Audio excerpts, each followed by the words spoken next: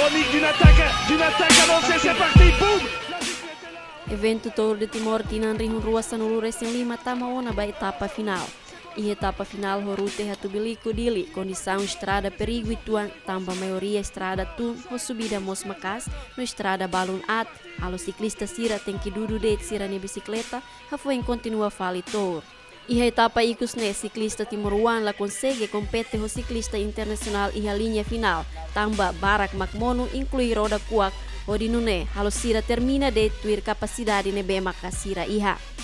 E a classe internacional mane ocupa o ciclista australiano Craig Cook ho duração tempo horas tolo minuto ne segundo tolo nolo resin hito ho di husik hela ciclista Portugal David Belo ho tempo minuto sanolo resin ida tuir quedas ho ciclista Portugal Seluk Valério Ferreira.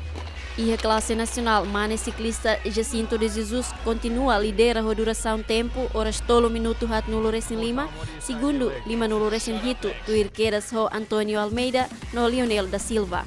Entretanto, a classe internacional feito primeiro no segundo lugar ocupa o ciclista australiana, no terceiro lugar ocupa o ciclista Indonésia.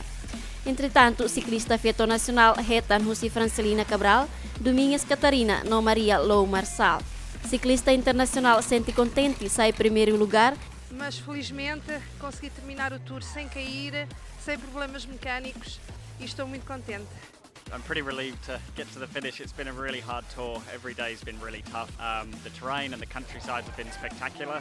Evento Tour de Timor nebe organiza o Ministério do Turismo durante l'Oron Lima, o rute dili la klubar Betano, Ainaro, no Hatobilico e Kusmai termina hodiak. Bamanang na insira hetan prêmio Hanesan Osan, o medalha husi comissão organizadora. Equipa cobertura hato reportagem.